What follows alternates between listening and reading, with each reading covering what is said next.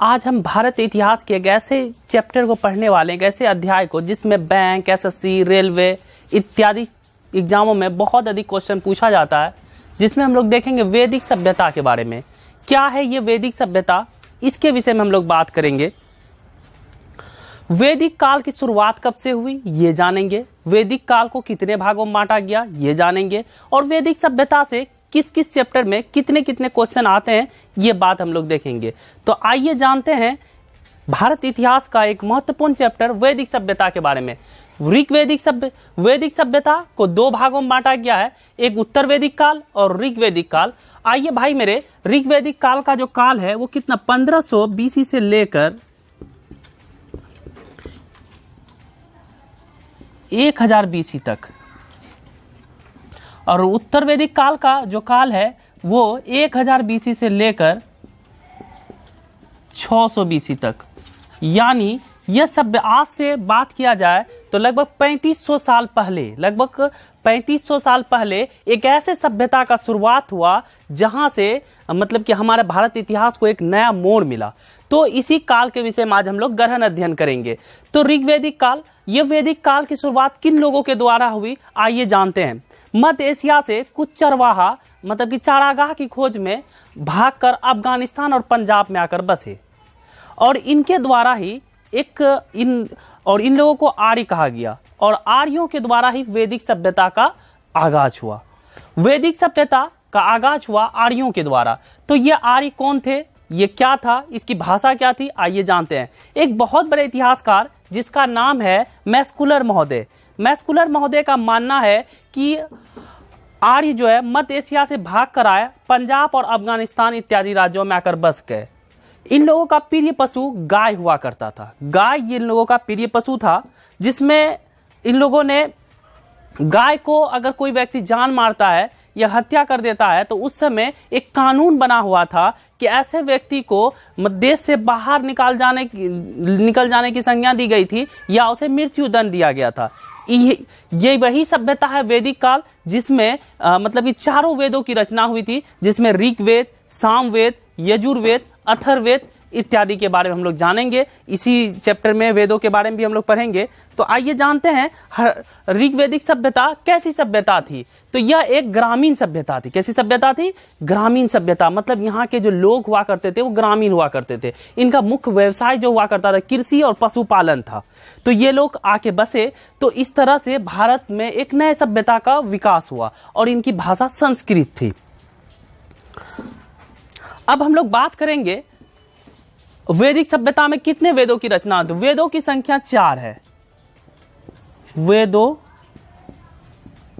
की संख्या 4 है।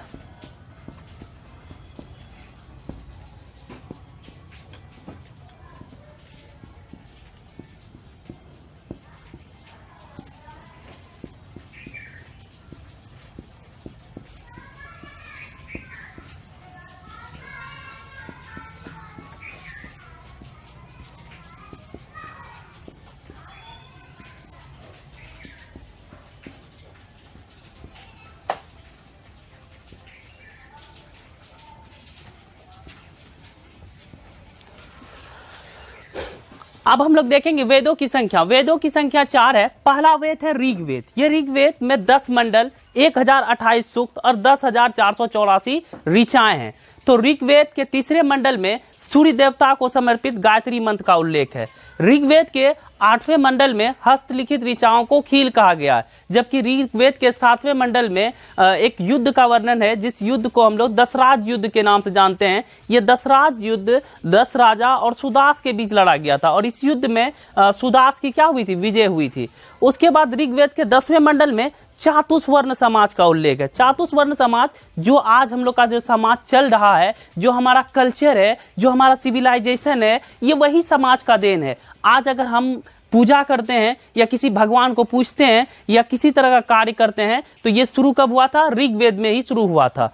ऋग्वेद में मतलब कि अग्नि के लिए 200 और इंद्र के लिए 250 मंत्रों की क्या की गई थी? रचना की गई थी। ये था ऋग्वेद की कहानी। अब हम लोग पढ़ेंगे यजुर्वेद के बारे में। यजुर्वेद क्या था? ये दूसरा वेद है। इस वेद में मतलब कि यह एक ऐसा वेद है जो गत पद दोनों में है। इस वेद में जिस समय हम पशु की बलि देते हैं, बलि का जो निंदा किया गया है, बलि का जो नियम है पशु को बलि देने के लिए, तो ये बलि का उल्लेख जो है यजुर्वेद में समाहित है। अथर्ववेद, अथर्ववेद यह ऋग्वेद का सबसे बाद का वेद है। और ऋग्वेद के बारे में कहा जाए, यह वेद जो है मतलब कि आपका ऋग्वेद सबसे प्राचीन वेद है, अथर्ववेद सबसे बाद का वेद है। यह अथर्ववेद के विषय में अगर बात करें तो अथर्ववेद में तंत्र, मंत्र, जादू, टोना, प्रेम, विवाह, रोग, शादी निवारण इत्यादि का संपूर्ण उल्लेख किया गया है।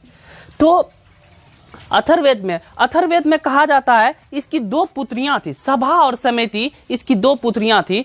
और इस तरह से यह वेद का क्या होता है चाहिए। उसके बाद हम लोग जानेंगे सामवेद के बारे में। सामवेद भारत संगीत का जनक कहा जाता है। अगर किसी वेद में आज हम लोग सितार देखते हैं, आज हम लोग रेडियो देखते हैं, टीवी देखते हैं, और आज तो हम लोग चांद भी पहुंच गए। ये जो मतलब कि भारत में जो इस तरह का जो शुरुआत हुआ, सबसे पहले अगर किसी वेद की शुरुआत हुई थी तो सबसे पहले सामवेद में, यानी भारत संगीत की जनक की बात की जाए तो सामवेद उसमें अहम भूमिका निभाया है। तो इस तरह से वेदों की बात की जाए तो वेदों के बारे में तो हम जान गए। अब वेदों के बारे में जानेंगे इसके रचयिता कौन थे, वेद आखिर किसने लिखा, किसके द्वारा वेदों की रचयिता की गई। तो इसका संपूर्ण आदमी बोलता है वेद व्यास के द्वारा, लेकिन इसका पूरा नाम महर्षि कृष्ण द्वैपायन वेद व्यास था, जिन्होंने क्या किया था? वेदों की रचना की थी। इस तरह से ऋग्वेदिक काल के विषय में हम लोग जाने और आगे की ओर बात जानते हैं कि बहुत बार पूछा हुआ क्वेश्चन कि ऋग्वेद कैसी सभ्यता थी, तो यह ग्रामीण सभ्यता थी। कितनी बार ये एग्जाम में पूछा हुआ क्वेश्चन है कि ऋग्वेद कैसी सभ्यता थी? ग्रामीण सभ्यता थी। आपको बताएंगे हम कि ऋग्वेद एक मतलब कि पितृ प्रधान समाज हुआ करता था। ऋग्वेद जो समाज था वो पितृ प्रधान समाज था। यहाँ पे घर का जो मुखिया होता था वो पिता हुआ करता था। जब आप हड़प्पन सिविलाइजेशन, इससे पहले वीडियो में आप देखे होंगे हड़प्पन सिविलाइजेशन, वहां आप देखे होंगे कि जो हड़प्पा सभ्यता था वो मातृ प्रधान था। लेकिन ये जो सभ्यता हम लोग पढ़ रहे हैं, ये सभ्यता कैसा था? पितृ प्रधान। यहाँ घर का मुखिया कौन होता था? पिता हुआ करता था, जिसे हम लोग कुलव कहते थे। क्या कहते थे? कुलव कहते थे। ऋग्वेद के विषय में बात किया जाए तो ऋग्वेद में अग्नि पूजा हुआ करता था। तो अग्नि को लोग पूजते थे, जिसके तहत क्या होता था? अग्नि जो है वो मतलब कि देवता और मानव के बीच मध्य की भूमिका निभाते थे। उसके बाद ये विषय में हम लोग जाने कि मध्य की भूमिका निभाता था। उसके बाद हम लोग बात करेंगे ऋग्वेद में बहुत सारी नदियों का भी जिक्र हुआ है, जिसमें ऋग्वेद में कहा गया है कि सबसे पवित्रित नदी जो थी वो सरस्वती नदी थी। और सबसे अधिक बार ऋग्वेद में, अगर उत्तर वैदिक काल में ऋग्वेदिक काल में सबसे अधिक नदियों का जिक्र हुआ है तो वो कौन सा नदी है? सिंधु नदी का। और इस वैदिक काल में सबसे अधिक गंगा का 2 बार जिक्र हुआ है। इस तरह से देखा जाए वैदिक काल में सबसे पवित्रित नदी कौन सी नदी थी? सरस्वती नदी थी। उत्तर वैदिक काल में जो प्रिय देवता था वो इंद्र हुआ करता था। लेकिन जैसे ही उत्तर वैदिक काल आया, इस समय प्रिय देवता कौन हो गया? तो उत्तर वैदिक प्रजापति प्रिय देवता हो गए। इस तरह से प्रिय देवता मतलब कि समय बदला, काल बदला, देवता का नाम बदला और लोग को जो मानने वाले थे उसका टाइमिंग बदला। अब हम लोग बात करेंगे कि ऋग्वेदिक काल में जो है कि इस समय मतलब कि ऋग्वेदिक काल से ही जो गौतम बुद्ध है, इन्होंने यहाँ से सांख्य दर्शन लिया था, जिससे वो अपना धर्म को आगाज किया। आज तक इस वीडियो में इतना ही। नेक्स्ट बाद में हम लोग देखेंगे ऋग्वेदिक काल का और एक वीडियो।